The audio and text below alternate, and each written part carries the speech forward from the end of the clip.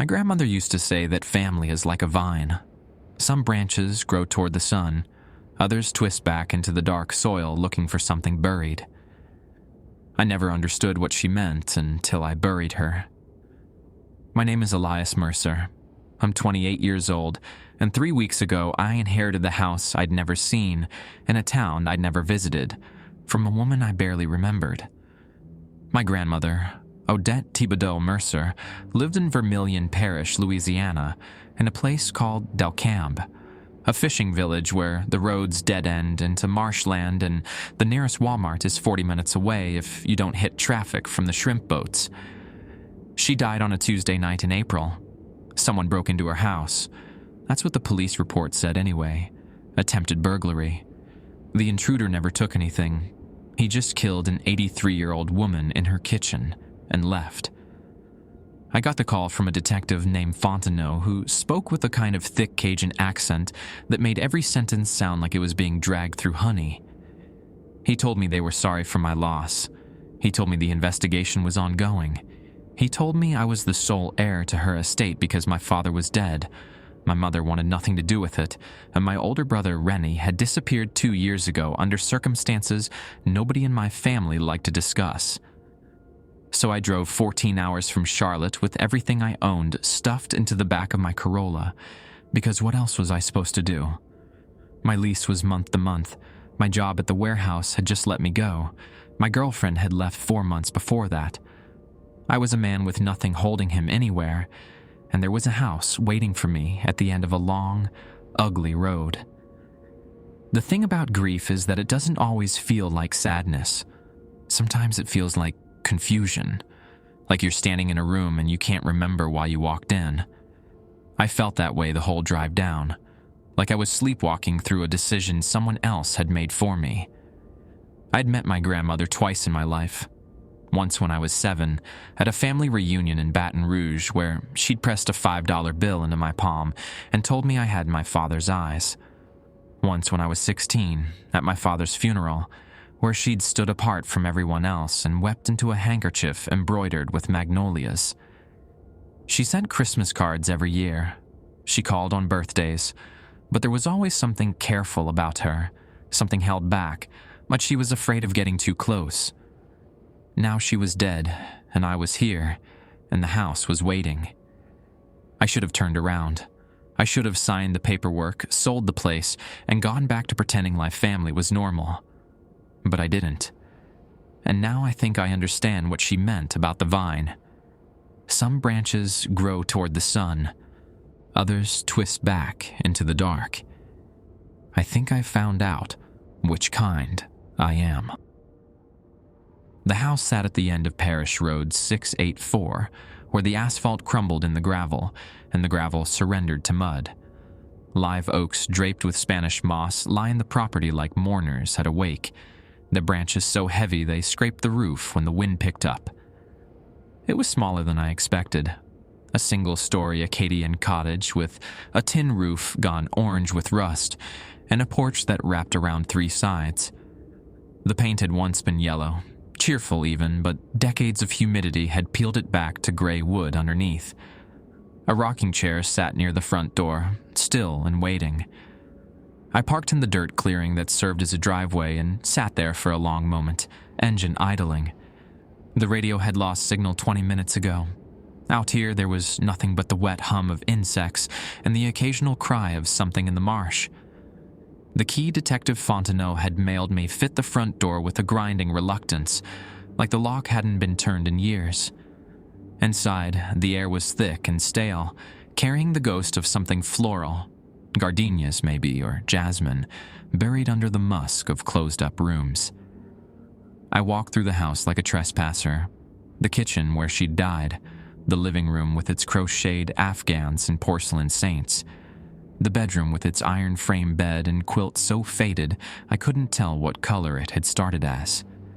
Everything was coated in a fine layer of dust except for one spot on the kitchen counter, a clean rectangle where something had been removed. The police, probably. Evidence. I found myself avoiding the kitchen after that first look. I told myself it was practical. The groceries could wait, the cleaning could wait, everything could wait until morning. But the truth was simpler. I didn't want to stand where she'd fallen. I didn't want to see what stains might still be there. That first night I slept on the couch, with every light in the house burning. The electricity worked, thank God. The water ran brown for the first 30 seconds, then cleared. The refrigerator hummed a low, rattling note that kept me company through the small hours. I dreamed of my grandmother, though not as I'd known her. In the dream, she was young, my age, maybe younger, standing in the doorway of this same house. She was saying something I couldn't hear, her mouth moving around words that dissolved before they reached me. Behind her, the house was different, newer, and there was someone else inside, a shadow I couldn't quite see, waiting in the dark of the hallway. I woke to gray morning light and the sound of a truck passing on the distant road. The next few days, I had tried to make the place livable. I scrubbed floors and opened windows. I drove into Delcame proper for supplies. Bleach, garbage bags, enough canned food that lasts a week. The locals at the Piggly Wiggly looked at me with a kind of cautious curiosity, the way you'd look at a stray dog that wandered into your yard. I told them I was Odette's grandson. Their faces changed then, softening into something that might have been pity or might have been mourning. She was a good woman, the cashier said. Her name tag read Clarice. Kept to herself mostly. Real shame what happened. I asked if they'd caught anyone. Clarice shook her head. Ain't no one to catch, honey. Folks come through here sometimes, looking for trouble. Wrong place, wrong time. She bagged my groceries with practiced hands. You be careful out there by yourself. That road gets dark at night. I thanked her and left, but her words sat heavy in my chest the whole drive back. Wrong place, wrong time. Except my grandmother had lived in that house for over 50 years. She knew every creak in the floorboards, every shadow in the yard. She wasn't a woman who got caught by surprise. Someone had come looking for something, and whatever it was, they hadn't found it. I just didn't know yet that they'd come looking again. It happened on my 5th night in the house. I'd fallen into something like a routine by then. Wake up, make coffee in my grandmother's percolator, spend the morning sorting through her things. She'd kept everything. Receipts from 1987, birthday cards from people long dead, photograph albums with faces I didn't recognize. I was looking for something, though I couldn't have told you what. A connection maybe. Some thread that would help me understand why I was here. Why she'd left this place to me instead of selling it off and letting the memory rot. By evening, I was usually exhausted enough to sleep without dreaming. That night, I just finished a dinner of canned soup and stale crackers when I heard the car.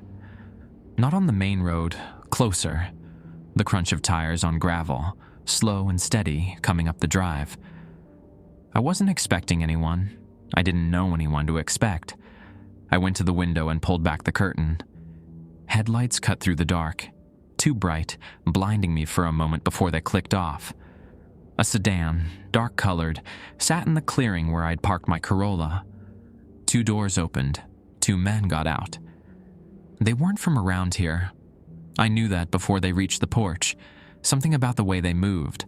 Purposeful, unhurried, like they had all the time in the world and knew I wasn't going anywhere. One was tall and broad, built like a bouncer. The other was leaner, older, with a shaved head that caught the porch light as he stepped up to the door. I should have called the police. I should have done a lot of things. Instead, I just stood there as the knock came. 3 hard raps that rattled the frame. Mr. Mercer. The voice was accented. Russian, maybe. Eastern European, definitely. We need to talk. Open the door, please. Please. Like we were civilized. Like this was a conversation between reasonable people. Who are you? I called out, and I hated how thin my voice sounded. Friends of your brother, the man said. Open the door. We only want to talk. Rennie. My brother's name hit me like a slap. Remy, who'd vanished 2 years ago. Rennie, who my mother refused to mention. Rennie, who I'd half convinced myself was dead in the ditch somewhere, the way men like him usually ended up. I opened the door. That was my first mistake. The big one moved faster than the man his size should. He was through the door before I could react, his hand closing around my throat, driving me backward into the house. My spine hit the edge of the kitchen counter. Stars burst across my vision. "Where's the key?" the older one asked. He'd followed us inside, closing the door behind him with a soft click. His voice was calm, almost bored. "Your grandmother have it. Now you have it. Where?" "I don't..." The hand on my throat tightened. I couldn't breathe. "I don't know what you're talking about." The first punch caught me in the ribs, the second in the stomach. I doubled over, gasping, and the big one let me fall. The linoleum was cold against my cheek. I could see the spot where my grandmother had died, a faint discoloration in the grout that no amount of bleach had fully erased. "The key," the older one repeated. He crouched down, bringing his face close to mine. His eyes were pale gray, almost colorless. "We know she had it. We know she hid it. You will tell us where, or this will get much worse." They beat me for what felt like hours. Ribs, kidneys, the soft places that don't show. The big one knew what he was doing. He'd done this before, probably many times. And the older one watched, asking the same question over and over, patient as a priest hearing confession. "Where's the key? Where's the key? Where is the key?" I told them the truth. I didn't know. I'd never heard of any key. I'd only been here 5 days. I didn't know anything about my grandmother's life, her secrets, whatever she'd been hiding. They didn't believe me. Or maybe they did and it didn't matter.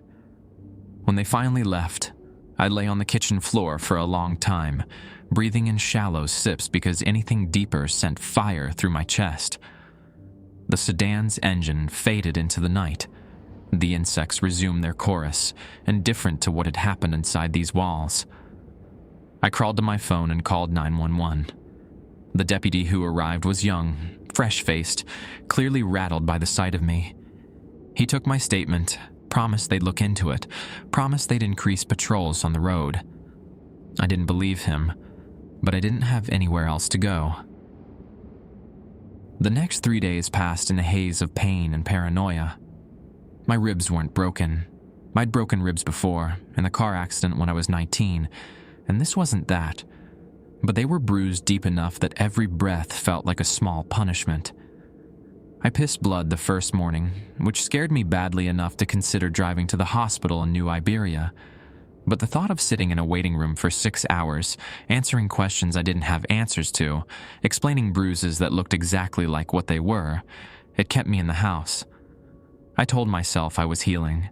I told myself they wouldn't come back. I didn't believe either thing. The deputy, whose name was Trosclair, called once to check in. He told me they'd run the plates I'd given him. I'd managed to memorize the first 4 characters before my vision went blurry, but the sedan had been reported stolen out of Houston 3 weeks ago. Dead end. He told me to call if I saw anything suspicious. I almost laughed. Everything about this place was suspicious. The house itself felt like it was holding its breath, waiting for something I couldn't see. So I started looking. I tore through my grandmother's belongings with a desperation that surprised me. Drawers emptied onto beds, closets gutted, the contents spread across floors. I checked behind picture frames, inside hollow books, under loose floorboards that groaned when I stepped on them. I unscrewed light switch plates and felt around in the darkness behind the walls. I went through her jewelry box, her sewing kit, the cigar box full of old coins she kept on her dresser. Nothing. No key, no indication of what it might open or why anyone would kill for it. The more I searched, the less I understood. My grandmother had been a simple woman by all appearances, a widow for 30 years, a churchgoer, a woman who canned her own vegetables and embroidered pillowcases and sent $5 bills to grandchildren she barely knew. What could she possibly have been hiding? And what did Remy have to do with any of it? My brother and I had never been close. He was 7 years older, which meant he was already a teenager when I was still losing baby teeth. By the time I was old enough to want a relationship with him, he was gone, dropped out of high school, drifting from job to job, falling in with people my parents wouldn't talk about. The last time I'd seen him was at Thanksgiving 4 years ago. He'd shown up unannounced, thinner than I remembered, with a nervous energy that made everyone uncomfortable. He and my father had argued about something in the garage. The next morning, Rennie was gone, and my father wouldn't say what they discussed. 6 months after that, my father died of a heart attack. Rennie didn't come to the funeral. 2 years ago, Rennie disappeared entirely. No phone calls, no forwarding address, no trace. My mother said good riddance. I said nothing because I didn't know what to feel. Now men with Russian accents were beating me in my grandmother's kitchen, asking about a key, claiming to be his friends.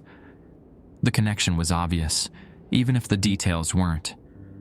Rennie had gotten involved in something bad, and somehow our grandmother had been pulled into it. On the 4th day after the beating, I woke up feeling almost human. The blood in my urine had stopped. I could take full breaths without wincing. I decided to make myself a proper lunch, not canned soup, but something real. My grandmother's pantry was still stocked with jars she'd put up herself. Green beans, okra, fig preserves, and pickles. Mason jars full of pickles, the cucumbers cut into spears and suspended in cloudy brine. I remembered those pickles.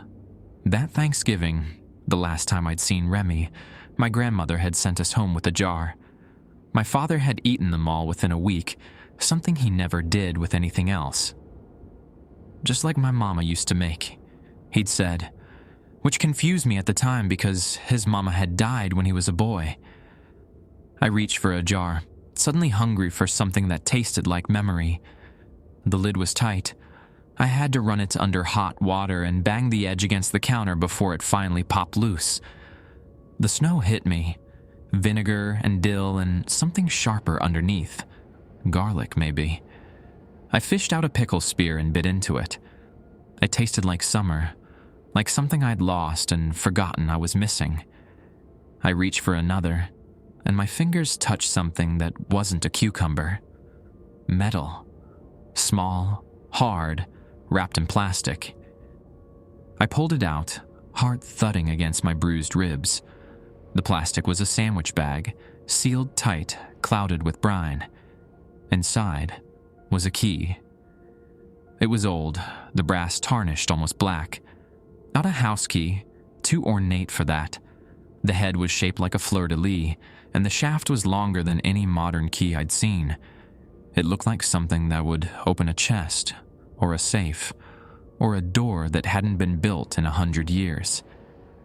I stared at it for a long time, pickle forgotten in my other hand. This was what they wanted. This was what my grandmother had died protecting. I spent the rest of the day searching for what it might open. I tried every lock in the house, doors, cabinets, the old steamer trunk in the attic. Nothing fit.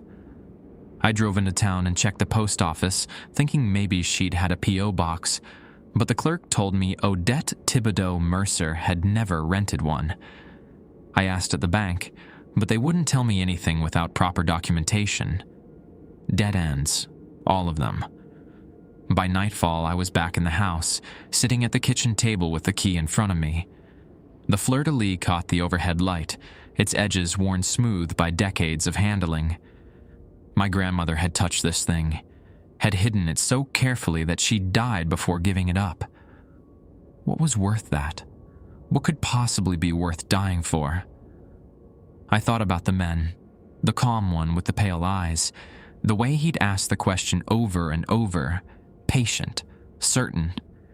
They would come back. I knew that now. They hadn't found what they wanted, and they knew I was still here. I could run, pack up my Corolla, and drive until Louisiana was just a bad memory. But where would I go? Back to Charlotte? To the empty apartment and the job that didn't exist anymore? There was nothing for me there. There was nothing for me anywhere. Or I could give them what they wanted. The thought settled over me like a cold cloth. Just give them the key. Tell them I found it. Hand it over. Let them disappear. Maybe they'd leave me alone after that. Maybe this would all be over. It was a coward's plan, but I was tired of being brave. I decided to wait. If they came back, I'd give them the key. I didn't realize I was making the worst decision of my life. They came back 3 nights later. I was asleep when the headlights swept across the bedroom ceiling. Not the deep sleep of the exhausted, but the shallow, twitching kind that had become my new normal. The kind where part of your brain never stops listening. I was awake and on my feet before the car doors opened, the key already in my pocket, where I'd kept it since finding it. This time I didn't wait for them to knock. I opened the front door and stepped onto the porch with my hands visible, the key held up between my thumb and forefinger like a tiny white flag. "I found it," I said. "Take it. Just take it and leave me alone." The older one, the one with the pale eyes, stopped at the bottom of the porch steps. The big one stood beside him, a dark shape in the darker night. Neither of them spoke for a long moment. Then the older one smiled. It was a thin expression, more politeness than warmth. "Mr. Mercer," he said, "you've saved us some trouble, but I'm afraid the situation has become more complicated." "I don't want complications. I just want this to be over." "As do we." He climbed the steps slowly, his shoes clicking against the wood. Up close, I could see the lines in his face, the weariness around his eyes. He looked like a man who had been doing this for a very long time. "Unfortunately, the key is only part of what we need. Your brother has made things very difficult for everyone." "I don't know where Remy is. I haven't talked to him in years." "We know." He plucked the key from my fingers, examined it briefly, then slipped it into his coat pocket. "But you're going to help us find him. Or, more precisely, help us find what he's taken from us." "I told you, I don't know anything. Get in the car, Mr. Mercer." The big one moved. Not toward me, toward my Corolla, parked in its usual spot. He pulled something from his pocket and I heard the jingle of keys. My keys. "You will drive," the older one said. "Dimitri will sit with you. I will follow.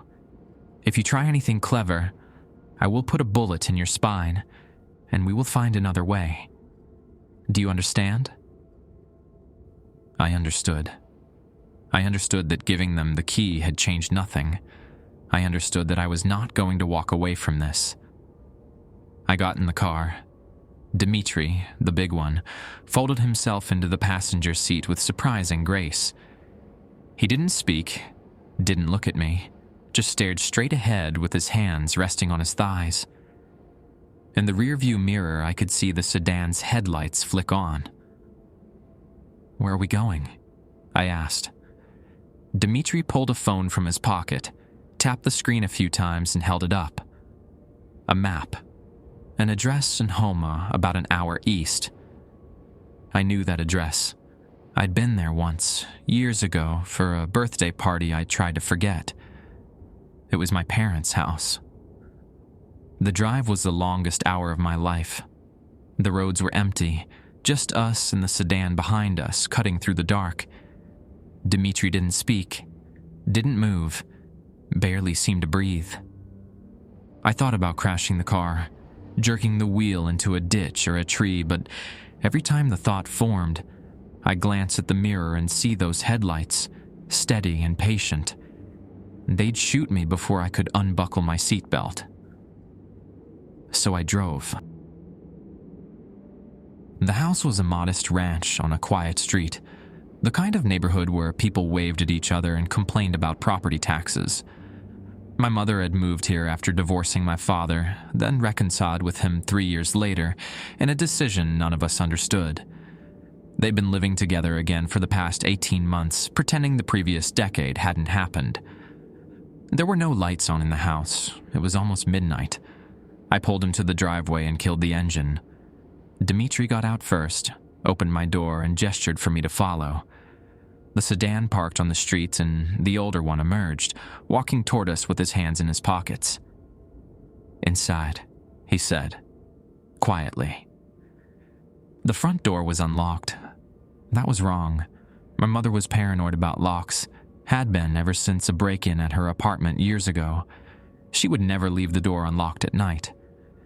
The house was dark except for a light in the back, the kitchen. I could hear something, a low, muffled sound, but I couldn't identify it first. Then I could. Someone was crying. We walked through the living room, past the furniture I half recognized from childhood, past the family photos on the wall that showed a version of us that had never really existed. The kitchen light grew brighter. The crying grew louder. My mother was sitting at the kitchen table. Her hands were bound in front of her with zip ties, and a strip of duct tape covered her mouth. Her eyes were red, swollen, wild with fear. Across from her sat my father, similarly bound, but his eyes were different. Not afraid exactly, but empty, defeated, like he'd already accepted whatever was coming. A third man stood behind them, younger than the others, with a shaved head and a tattoo crawling up his neck. He held a pistol loosely at his side. "Elias," my mother tried to say through the tape. It came out as a shapeless moan. "Sit down, Mr. Mercer." The older one pulled out a chair at the table, positioning it so I faced my parents. "We have much to discuss." I sat. I didn't know what else to do. "Your brother," the older one began, settling into a chair of his own, "made an arrangement with my employers. A simple transaction. He would receive a quantity of product, methamphetamine to be precise, and distribute it through his contacts in the southern region. In exchange, he would return a percentage of the profits, 60%. Very generous terms. My father made a sound, disgust maybe, or resignation. Remy fulfilled the first part of his obligation. He received the product. He distributed it successfully. He collected the money. The older one paused, studying my face. Then he disappeared, with everything. The profits, the remaining product, all of it. Roughly $2 million by our estimation. $2 million. My brother, the dropout, the drifter, the family disappointment, had stolen $2 million from the Russian mob. We spent many months looking for him, the older one continued. He's clever, your brother. Changed his name, moved frequently, stayed off the grid. We couldn't find him, so we decided to apply pressure elsewhere. He gestured toward my parents. Your grandmother was first. She was stubborn, that one. Refused to tell us anything, even at the end. We thought perhaps she didn't know. But then we found evidence that your brother had visited her several times before disappearing. He gave her something for safekeeping. The key. The key. The key to whatever lock held $2 million. Now we have the key, the older one said, but we still don't have the money, and we don't have your brother. So... He leaned forward, his pale eyes fixed on mine. You're going to call him. I don't have his number. I told you I haven't talked to him in years. You're lying. I'm not. The younger one moved. His pistol came up, and he pressed the barrel against my mother's temple. She screamed into the tape, a high, keening sound that didn't seem to end. "You're going to call him," the older one repeated. "You're going to tell him what's happening. You're going to ask him where the money is. And if he doesn't tell you, or if you try to warn him, or if you do anything other than exactly what I've said," he nodded toward my mother, "Yuri will pull the trigger. Then we'll start on your father. Then we'll start on you. Do you understand?" I looked at my mother, at the gun against her head, at the tears streaming down her face. "I don't have his number," I said again, and my voice broke on the last word. The older one sighed. "Check his phone." Dmitri took my phone from my pocket, scrolled through my contacts. He stopped, turned the screen toward his boss. Remy. The contact I'd never deleted, even after years of silence. The number I'd called twice after he disappeared, getting nothing but a disconnected tone. "Call him," the older one said. I took the phone with shaking hands. I called my brother. The phone rang 4 times. 5. 6. I watched the gun against my mother's head, watched her eyes, wide and wet, fixed on me like I was the only thing keeping her alive. Maybe I was. 7 rings. 8. "He's not going to answer," I said. "The number's probably dead. He disappeared 2 years ago. He's not going to..." The line clicked. Silence. Not a disconnected tone, not a voicemail greeting, just silence and the faint sound of someone breathing. "Remy?" My voice came out wrong, too high, too tight. "Remy, it's Elias. It's your brother." More silence. I could hear something in the background, traffic maybe, or wind. Wherever he was outside. "I know," Remy said. His voice was different than I remembered. Flatter, worn down like a stone that had spent too long in a river. But it was him. After 2 years of nothing, it was him. "Remy, I need..." I stopped, glancing at the older one. He nodded, gesturing for me to continue. "I'm at Mom and Dad's house. There are men here. They have guns. They're going to kill them if you don't tell me where the money is." A long pause. When Remy spoke again, his voice was even quieter. "Put me on speaker." I looked at the older one. He considered for a moment, then nodded. I pressed the button. "I'm here," Remy said, his voice filling the kitchen. "I can hear you breathing, Victor. I know it's you." Victor, the older one's name. He smiled that thin smile again, leaning back in his chair. "Remy," Victor said, "it's been a long time. You've caused a great deal of trouble." "I know." $2 million. That's a lot of money to steal from people like us. "I know that too." My mother made a sound through the tape, a pleading, wordless noise. Remy must have heard it.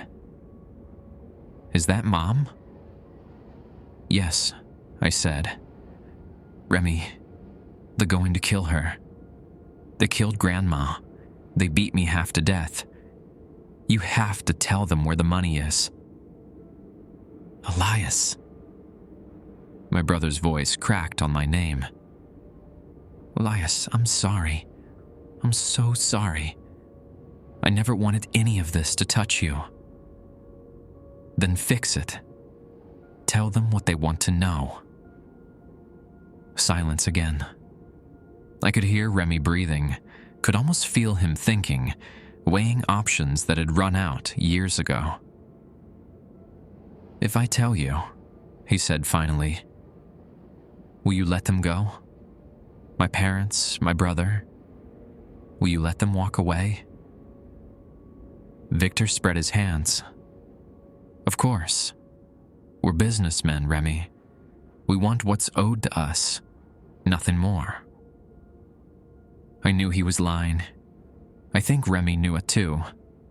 But what choice did we have? "There's a storage unit," Remy said, "in Baton Rouge. Facility called Secure Max off Airline Highway. Unit 247. The key Grandma had. It opens the padlock." Victor pulled the fleur-de-lis key from his pocket, examined it again. "How much is there?" "All of it. Every dollar. I never spent any of it." "Why not?" Another pause. When Remy answered, his voice was barely audible through the phone speaker. "Because I knew this day would come. I knew you'd find someone eventually. I just hoped." He trailed off. "I hoped it wouldn't be them." Victor stood, slipping the key back into his pocket.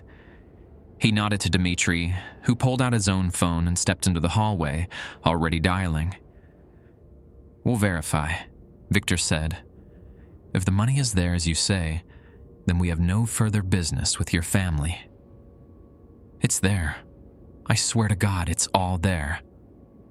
"We'll see." The next 20 minutes were the longest in my life.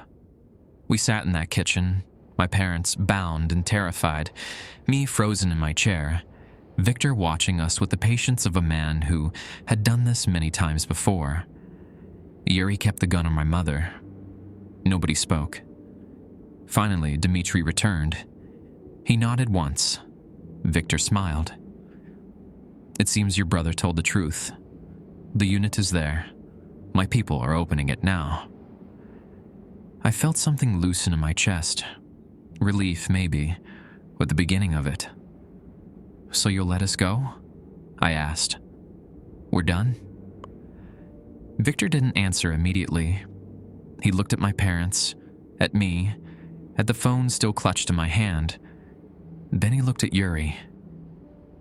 "Finish it," he said. Everything happened too fast. Yuri's gun moved from my mother's temple to the side of my father's head. The shot was deafening in the small kitchen, a thunderclap that seemed to swallow all other sound. My father jerked once, then slumped forward onto the table. My mother screamed through the tape. I screamed too, or tried to. The sound that came out of me didn't sound human. "No!" Remy's voice, tiny and frantic through the phone speaker. "No, you said, you promised." "I lied," Victor said. He nodded at Yuri again. The second shot took my mother. She fell sideways off her chair, hitting the floor with a sound I will hear for the rest of my life, however long that turns out to be. I lunged from my chair. I don't know what I intended to do. Dimitri caught me before I'd taken 2 steps, his massive arms wrapping around me, lifting me off my feet. I thrashed, kicked, screamed words that weren't words. "Elias!" Remy's voice, screaming now too. "Elias, I'm sorry.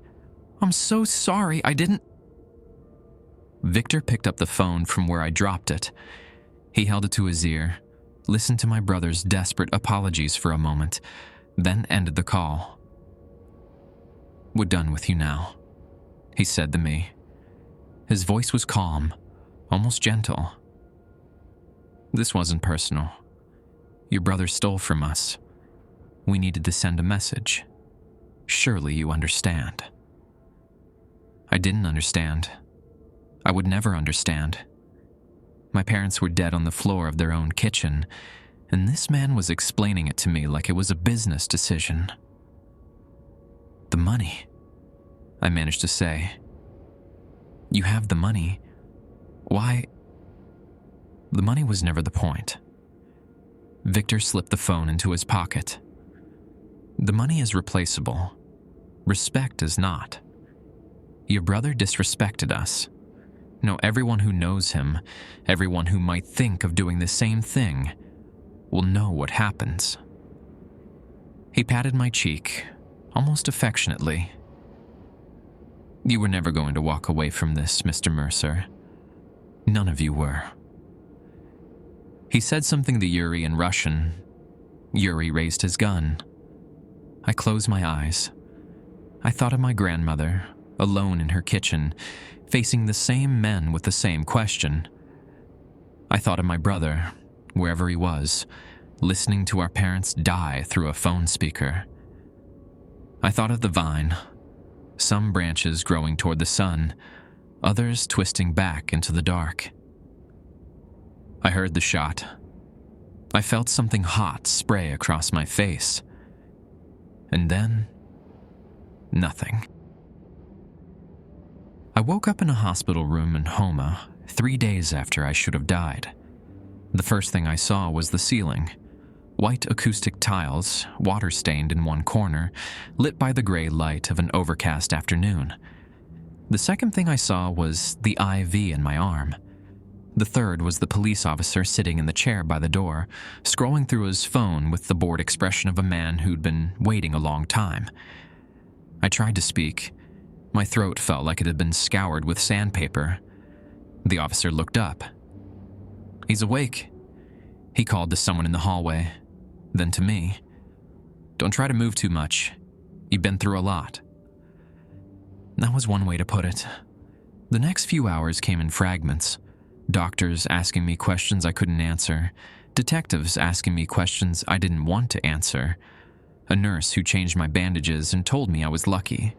So lucky that the bullet had only grazed my skull instead of going through it. A fraction of an inch to the left, she said, and I wouldn't be here. Lucky. That's what she called it. The detectives told me what they knew, which wasn't much. A neighbor had heard the shots and called 911. By the time the police arrived, the house was empty except for 3 bodies. My parents, dead, and me, unconscious and bleeding from a head wound. No sign of the men who'd done it. No fingerprints, no shell casings, no witnesses. The sedan had been found abandoned in a Walmart parking lot in Lafayette, wiped clean. They asked me who had done this. I told them everything. Victor, Dmitri, Yuri, the Russian accents, the key, the storage unit in Baton Rouge, my brother's phone call. They wrote it all down. They promised to investigate. They looked at me with the same expression Deputy Trosclair had worn back in Delcambert, sympathy mixed with helplessness. They weren't going to find anyone. On the 4th day, a different detective came to see me. Her name was Guidry, a sharp-faced woman in her 50s with close-cropped gray hair and the tired eyes of someone who'd seen too much. We checked the storage unit, she said, settling into the chair by my bed. Secure Max, off Airline Highway, Unit 247, just like he said. And?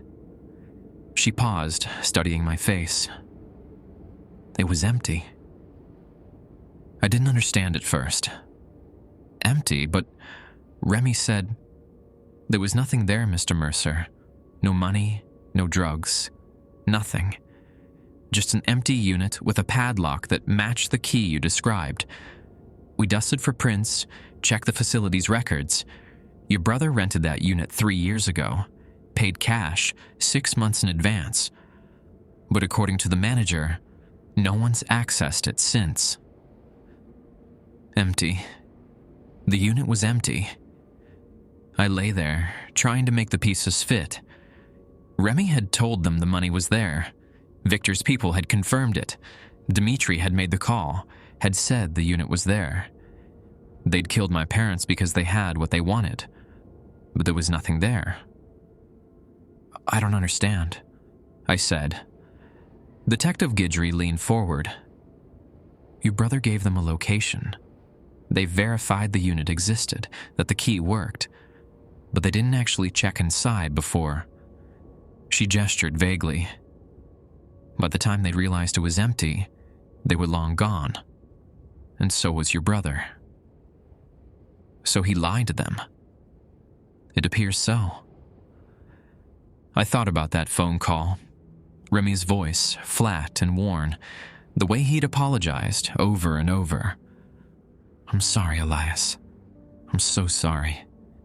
I never wanted any of this to touch you. He'd known. He'd known the unit was empty. He'd known that giving them a location wouldn't save us, that Victor had never intended to let us live. So he'd given them what they wanted to hear, bought himself time to disappear again, and let us die. No, that wasn't right either. Something about it didn't fit. Has anyone found my brother? I asked. Guidry shook her head.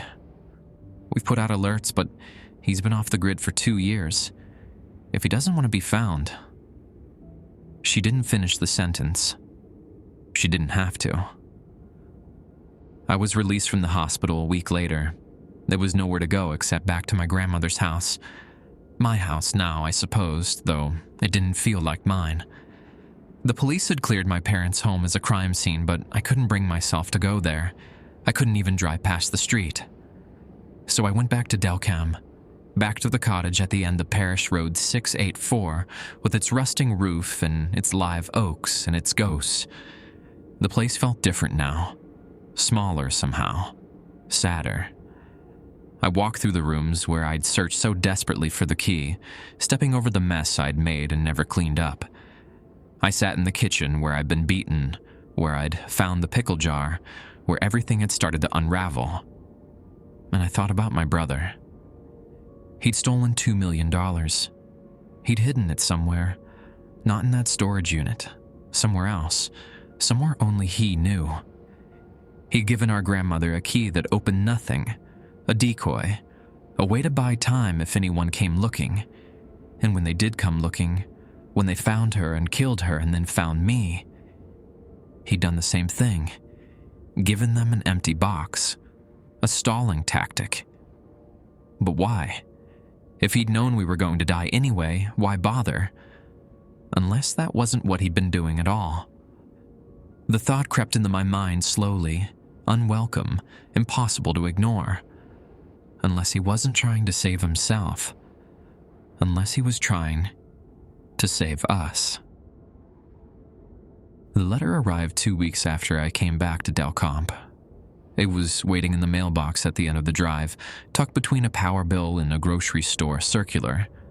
Plain white envelope, no return address. My name written in handwriting I recognized from birthday cards that had stopped coming years ago. Remy. I stood in the driveway for a long time, holding the envelope, feeling the weight of what was inside. Part of me wanted to burn it unopened. Part of me wanted to tear it apart and read every word twice. In the end, I walked back to the house, sat down at the kitchen table, and opened it with my grandmother's letter opener, a small brass blade shaped like a pelican. The letter was handwritten, 3 pages front and back in my brother's cramped, slanting script. Elias, if you're reading this, you're alive. I wasn't sure you would be. I hoped, but I wasn't sure. That's the thing about hope. It doesn't change anything. It just makes the waiting harder. I know you hate me. You should. Everything that happened to you, to Mom and Dad, to Grandma, that's on me. I'm not going to make excuses. I made choices, bad ones, and people I love paid the price. That's something I'll carry until the day I die, which probably won't be long from now. Victor's people are still looking for me. They'll find me eventually. Men like that always do. But I need you to understand something. I need you to know why I did what I did on that phone call. You think I lied to save myself. You think I gave them an empty storage unit so I could disappear while they killed you. That's what it looks like, I know. That's probably what Victor thinks too, if he's still alive. But that's not what happened. The truth is simpler and worse. I knew they were going to kill you. All of you. The moment they took you to Mom and Dad's house, the moment they put guns to their heads, there was never a version of this where you walked away. Victor doesn't leave witnesses. He doesn't make deals. I've seen what he does to people who cross him. I've seen what he does to their families. So I had a choice. I could refuse to tell them anything, and they would torture you, all three of you, for hours, maybe days, until they were satisfied you really didn't know where the money was. Then they would kill you anyway. Or I could give them what they wanted, a location, a key, an answer, and they would kill you quick. That's what I chose. A quick death instead of a slow one. I know that sounds monstrous. Maybe it is. But I've seen what Victor does when he thinks someone is holding out on him. I've seen him take people apart, piece by piece, keeping them alive long past the point where they wanted to die. I couldn't let that happen to Mom. I couldn't let that happen to you. The storage unit was real. The key was real. I set it up years ago as a decoy, something to throw them off if they ever got close. I never thought they'd actually find Grandma. I never thought they'd find you. I thought I'd covered my tracks well enough, that the people I loved would be safe. I was wrong. I've been wrong about a lot of things. The money is gone, by the way. Not spent. Donated. Every cent of it went to a church in Honduras that runs an orphanage. I did it the week after I took it, before I even left Louisiana. I didn't want the money. I never wanted the money. I just wanted to hurt Victor the way he hurt so many others. That was stupid. I see that now. You can't hurt men like Victor. You can only run from them. And eventually, they catch you. I'm not asking for forgiveness. I don't deserve it. And you don't owe it to me. I'm just asking you to understand. When I heard Mom screaming through that phone, when I heard the shots, I was screaming too. I'm still screaming, Elias. I don't think I'll ever stop. You survived. I don't know how, but you did. That's something. That's more than I had any right to hope for. Don't try to find me. Don't try to contact me. Victor's people will be watching, waiting for me to reach out. This letter is the last thing I'll ever send. After this, Remy Mercer is dead. I'll be someone else, somewhere else, for however long I have left. I'm sorry. I'm sorry for all of it. I'm sorry for being the kind of brother who brings monsters to your door. I'm sorry for not being there when Dad died. I'm sorry for missing so many years, so many chances to be better. Take care of yourself. Sell Grandma's house, leave Louisiana, start over somewhere clean. You deserve a life that doesn't have my shadow over it. I love you. I always have, even when I was too broken to show it. Remy. I read the letter 3 times. Then I set it down on the table, put my head in my hands, and wept. It's been 4 months since I buried my parents. The funerals were small. A few distant relatives, some neighbors who remembered my mother from before the divorce, a handful of my father's old co-workers. Nobody asked too many questions. The official story was a home invasion gone wrong, random violence, senseless tragedy, the kind of thing that happens in the world that doesn't care about fairness. I didn't correct them. What would be the point? I still live in my grandmother's house. I know Remy told me to sell it, to leave Louisiana, to start fresh somewhere without his shadow. But I can't. Not yet. Maybe not ever. There's something about this place that holds me. The creak of the porch boards in the evening, the smell of the marsh when the wind shifts, the way the light comes through the kitchen window in the late afternoon, turning everything gold and amber for a few minutes before the sun drops below the tree line. My grandmother lived here for 50 years. She died here, protecting a secret that wasn't even real. The least I can do is keep the lights on. I think about Remy's letter every day. I've read it so many times, the paper is soft at the creases, the ink starting to fade where my fingers have touched it. I keep it in the drawer of my nightstand, next to the brass pelican letter opener and a photograph I found of my grandmother as a young woman, standing in front of this house with a man I assume was my grandfather. She looks happy in that photo, hopeful, like she believed the future would be kind. I wonder if Remy felt that way once, before he made the choices that led him down roads I can't follow, before he became the kind of man who steals from monsters and pays for it with everyone he loves. He gave us a mercy. That's what I tell myself now. Not a betrayal, but a mercy. The only one he had left to give. A quick end instead of a slow one. A bullet instead of a blade. I don't know if that makes it easier or harder. Some days it feels like forgiveness. Other days, it feels like a weight I'll never set down. The police closed the case 2 months ago. No suspects, no leads, no justice. Victor and his men are ghosts, vanished back into whatever darkness they came from. Maybe they found Remy. Maybe they're still looking. I don't know, and I've stopped trying to find out. Some doors are better left closed. I got a job at the shrimp processing plant in Delcamp. It's hard work, cold and wet and smelling of brine, but it keeps my hands busy and my mind quiet. The other workers don't ask about my past. They don't ask about the scars on my head or the way I flinch when cars pull into the parking lot too fast.